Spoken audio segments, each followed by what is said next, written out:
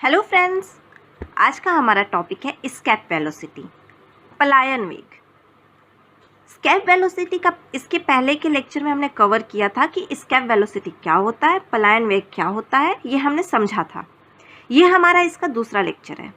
तो इसमें हम उसका वैल्यू क्या है और फॉर्मूला क्या है, ये सब हम डिटेल में समझेंगे। ओके, तो चलिए स्टार्ट करते हैं। इसके पहले का लेक्चर आप देख लीजिएगा, जो स्केप वेलोसिटी क्या होता है इसका डेफिनेशन और उसको मैंने अच्छे से एक्सप्लेन किया है उसमें, ठीक है। तो वहाँ से आपको समझ में आ जाएगा। फिर भी मैं आपको शॉर्टकट में बता देती हूँ। स्केप वेलोसिटी, पलायन वेग, ऐसा वेग है जो पृथ्वी का जो सरफेस है उस पे से आप कोई भी वस्तु फेंकते हैं तो ऐसा वेलोसिटी, ऐसा वेग कि हम उससे फेंके तो वो वापस पृथ्वी पे लौट के ना आए, इतना वेलोसिटी होना चाहिए, इतना वेग होना चाहिए कम से कम कि किसी वस्तु को अगर हम पृथ्वी से फेंके तो वो वापस लौट कर ना आए। वो होता है स्केप वेलोसिटी, ठीक है। तो चलिए हम आगे पढ़ते हैं। अब जैसे कि देखिए, ये है अर्थ, और भी अलग अलग प्लैनेट होते हैं, और मून होता है जो अर्थ के चारों तरफ रोटेट करता है, प्लूटो, मरकरी, ऐसे बहुत सारे प्लैनेट हैं।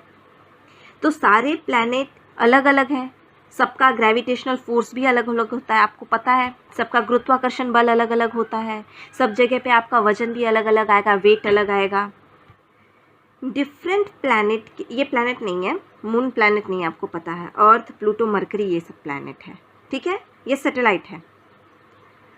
तो अर्थ, प्लूटो, मरकरी, जुपिटर, जितने प्लैनेट हैं, अलग अलग प्लैनेट के लिए सबका स्केप वेलोसिटी अलग अलग होता है। ऐसा नहीं है कि अर्थ पे हमने इतनी वेलोसिटी से फेंका कि वो लौट के वापस ना आए, वही वेलोसिटी प्लूटो पे भी होगा, वही वेलोसिटी मरकरी पे भी होगा, ऐसा नहीं है। सब जगह पे स्केप वेलोसिटी का वैल्यू अलग अलग होता है, ठीक है। तो ये मोस्ट इंपॉर्टेंट पॉइंट है।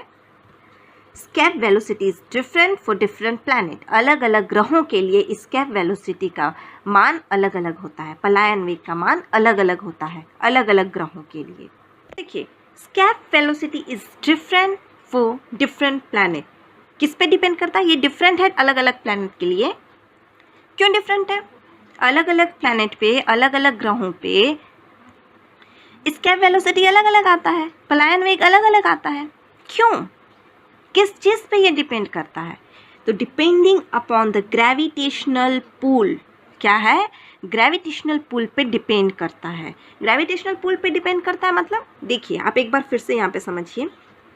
ये है अर्थ, ये है मरकरी, ये है मार्स, ये है प्लूटो। अलग अलग ग्रह है, ठीक है, सभी अलग अलग ग्रह है, ठीक है। तो ऐसा थोड़ी ना है कि ये जो अर्थ है, ये जो पृथ्वी है, ये जितनी ताकत से किसी भी वस्तु को अपनी ओर खींच रही है उतनी ही ताकत से मरकरी भी खींचे। ऐसा तो नहीं है ना, ऐसा ज़रूरी नहीं है।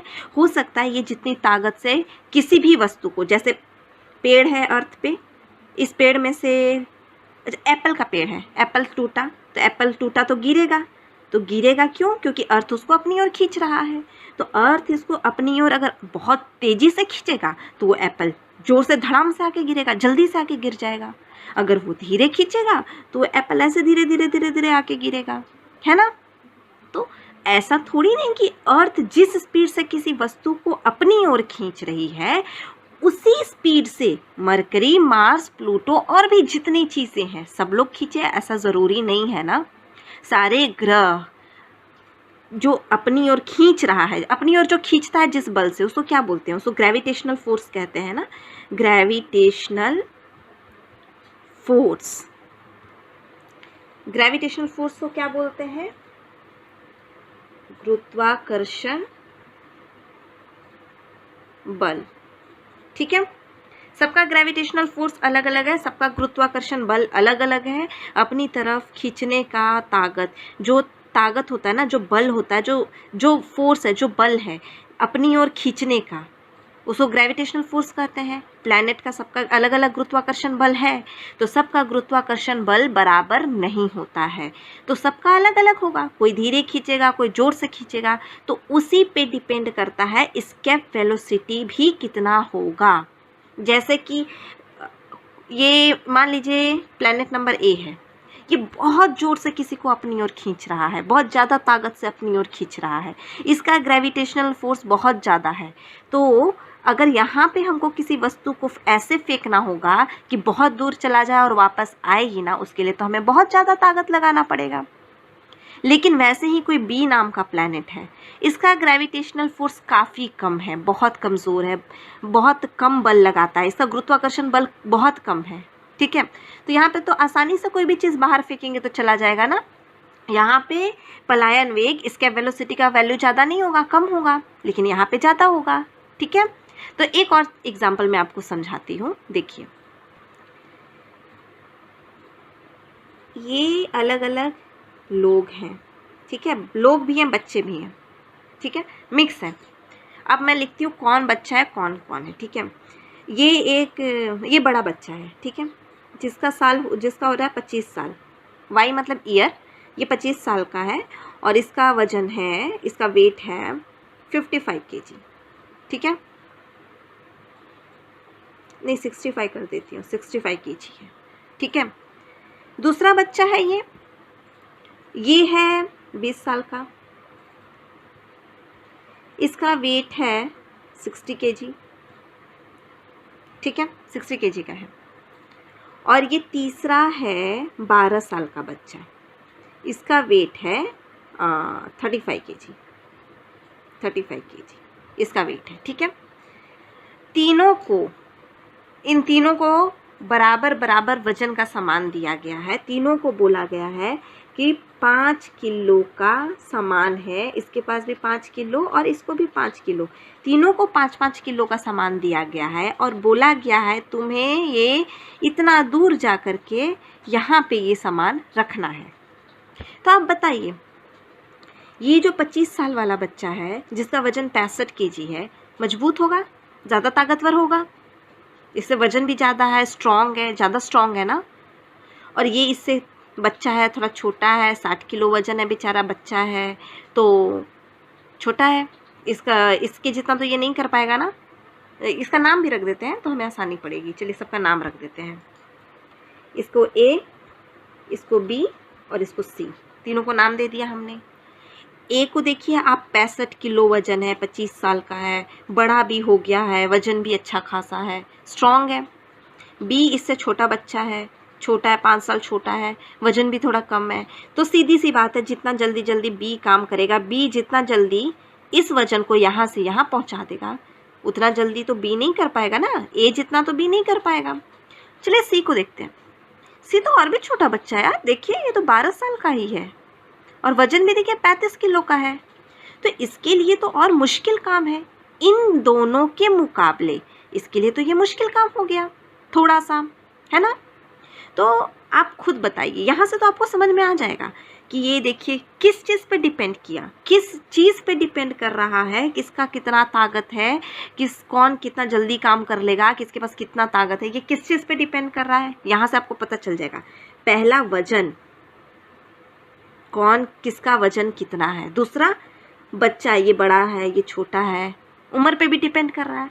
एग्जैक्टली सेम वे में कौन सा प्लैनेट किसको अपनी ओर कितने ज़ोर से खींचेगा, कितनी ताकत से खींचेगा, ये किस चीज़ पे डिपेंड करेगा, ये डिपेंड करेगा मास ऑफ प्लैनेट, वजन, प्लैनेट का वजन कितना है, और रेडियस, उसकी त्रिज्या, उसका रेडियस कितना है, कम है कि ज़्यादा है, वो प्लैनेट बड़ा है या छोटा है, इस दो चीज़ पे डिपेंड करता है। ठीक है, मास और रेडियस, इन दोनों चीज़ पे डिपेंड करता है कि उसका ग्रेविटेशनल पुल कितना होगा, मतलब कितनी तेज़ी से वो किसी चीज़ को अपनी ओर खींचेगा, और जितनी तेज़ी से वो अपनी ओर खींचेगा उस पे डिपेंड करता है कि उसका एस्केप वेलोसिटी का वैल्यू कितना होगा।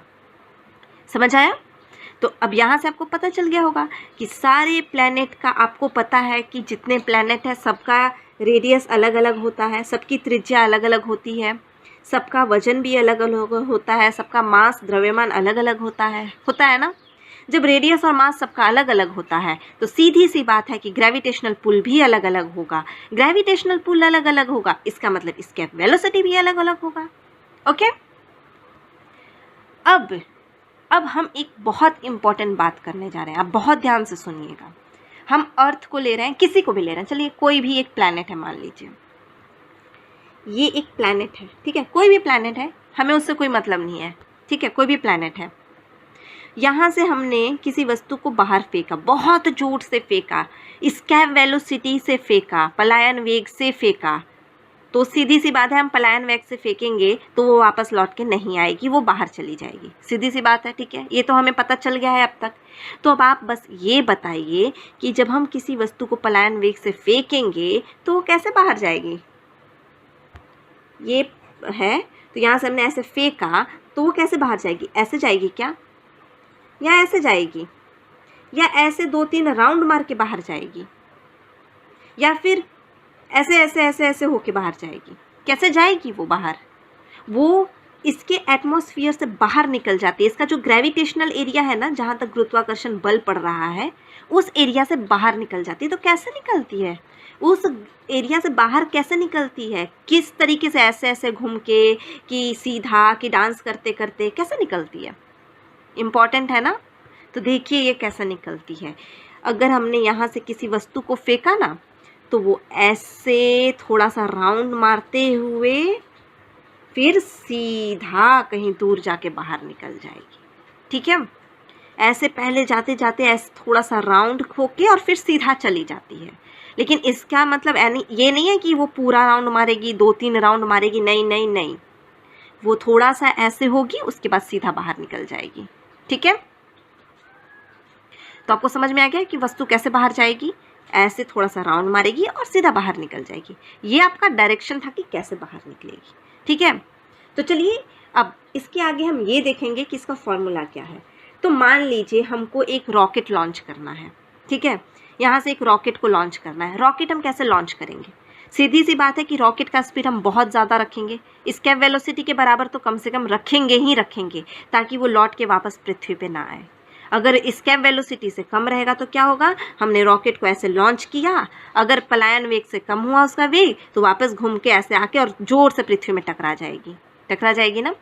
हमें तो उसको ऐसे भेजना है कि वो वापस आए ही ना, तो उसका वेलोसिटी एस्केप वेलोसिटी के बराबर होगा या तो उससे ज़्यादा होगा। तो चलिए अब हम एक रॉकेट को लॉन्च करते हैं। देखिए ये प्लैनेट है, मान लीजिए ये वाला कोई प्लैनेट है, इस प्लैनेट से हमको रॉकेट को लॉन्च करना है, ठीक है। तो रॉकेट को लॉन्च करना है किसी प्लैनेट से, तो इस बड़ा वाला प्लैनेट, ये जो प्लैनेट है ना, इसका मास m है, मान लीजिए कैपिटल M है। तो इस प्लैनेट का मास कितना है, कैपिटल M। हमने ये भी पढ़ा, एस्केप वेलोसिटी उसके मास पे डिपेंड करता है, प्लैनेट के मास पे डिपेंड करता है, और प्लैनेट के रेडियस पे भी डिपेंड करता है, त्रिज्या पे भी डिपेंड करता है। तो मान लीजिए प्लैनेट का रेडियस है स्मॉल r। रॉकेट का मास, अब हम देखेंगे रॉकेट का मास, यहाँ से हम रॉकेट को लॉन्च कर रहे हैं ना, जिस रॉकेट को लॉन्च कर रहे हैं, ये रॉकेट है, इस रॉकेट का मास है स्मॉल m, ठीक है। यहाँ पे हम स्मॉल m लिख लेते हैं। Potential energy of rocket, rocket का पोटेंशियल एनर्जी क्या होगा प्लैनेट के सरफेस पे, तो वो होगा -g, कैपिटल M मतलब ये प्लैनेट का mass, multiply by small m rocket का mass, divided by radius of planet, ये होगा पोटेंशियल एनर्जी रॉकेट का। ये कैसे आया, पोटेंशियल एनर्जी का फॉर्मूला तो mgh होता है ना, ये कहाँ से आ गया। तो पोटेंशियल एनर्जी का फॉर्मूला mg किस केस में होता है, जिस केस में हम बोलते हैं कि पृथ्वी के सरफेस से इतने हाइट पे हमने किसी वस्तु को फेंका और तो उसका पोटेंशियल एनर्जी कितना होगा, इस तरीके के क्वेश्चन में होता है ना mgh formula, mgh potential energy equal to.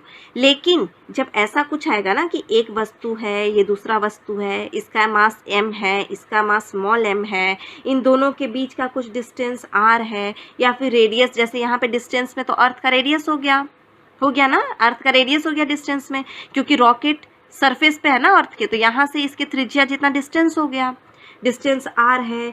ऐसे केस में, और वहाँ पे g ग्रेविटेशन है, ये कांस्टेंट है, तो इस केस में ये फॉर्मूला होता है पोटेंशियल एनर्जी का, ठीक है। ये वाला फॉर्मूला नहीं होगा, ये वाला फॉर्मूला जब नॉर्मली सिंपली दिया गया है कि यहाँ से किसी हाइट पे, इतने हाइट पे ये वस्तु, इसका पोटेंशियल एनर्जी कितना होगा, मास इतना है, ग्रेविटेशनल एक्सेलरेशन इतना है, उस केस में इस फॉर्मूला को यूज़ करते हैं, ठीक है। यहाँ पे ये होगा आपका पोटेंशियल एनर्जी रॉकेट का कितना होगा, ये होगा ठीक है, यहाँ पे अर्थ के सरफेस पे। ये हुआ आपका पोटेंशियल एनर्जी। अब काइनेटिक एनर्जी देखेंगे। काइनेटिक एनर्जी होगा रॉकेट का हाफ mv²। इसको आप इक्वेशन नंबर 1 दे दीजिए, इसको इक्वेशन नंबर 2 दे दीजिए। मिनिमम वेलोसिटी कम से कम, मिनिमम वेलोसिटी कम से कम कितना वेलोसिटी हमको चाहिए to overcome the potential energy of the planet. तो कितना हमको पोटेंशियल एनर्जी चाहिए ओवरकम करने के लिए, कितना वेलोसिटी, कम से कम कितना वेलोसिटी चाहिए इसका पोटेंशियल एनर्जी को ओवरकम करने के लिए। दोनों इक्वेशन को हम इक्वेट कर देंगे। तो इन दोनों को प्लस करके हमने 0 की इक्वल टू रख दिया। ये है काइनेटिक एनर्जी और ये है potential energy. Total energy kinetic energy plus potential energy होता है, ठीक है। हमेशा टोटल एनर्जी होता है kinetic energy plus potential energy, और दोनों के इक्वल टू में हमने 0 रख दिया, दोनों को ऐड कर दिया। तो ये देखिए प्लस माइनस माइनस, फिर ये पूरा इक्वल टू के इस साइड जाएगा तो माइनस साइन है, इक्वल टू के इधर जाएगा तो प्लस साइन, प्लस GM/m/r। अब इसको हम आगे सॉल्व करेंगे तो ये स्मॉल m से ये स्मॉल m कट जाएगा, तो v² इक्वल टू ये 2 इस साइड आ जाएगा, तो यहाँ पे डिवाइड हो रहा है तो यहाँ पे मल्टीप्लाई हो जाएगा 2gm/r। This implies v equal to ये स्क्वायर हटेगा तो यहाँ अंडर रूट के अंदर आ जाएगा सारा 2gm/r। ये जो आया वेलोसिटी इसी को हम बोलते हैं एस्केप वेलोसिटी VE। यही हमारा एस्केप वेलोसिटी का फॉर्मूला है जो आ गया, VE is equal to √2gm/r। तो ये लेक्चर हमारा यहाँ पे कंप्लीट होता है। नेक्स्ट लेक्चर में आगे की वीडियो में हम और देखेंगे कि कुछ इंपॉर्टेंट पॉइंट्स हैं उसको डिस्कस कर लेंगे। ओके, तो ये लेक्चर यहाँ पे हम रहने देते हैं, कंप्लीट कर लेते हैं। ठीक है, यहाँ फॉर्मूला तक हमने कर लिया। ओके, फॉर्मूला याद रखिएगा आप, मोस्ट इंपॉर्टेंट है। धन्यवाद।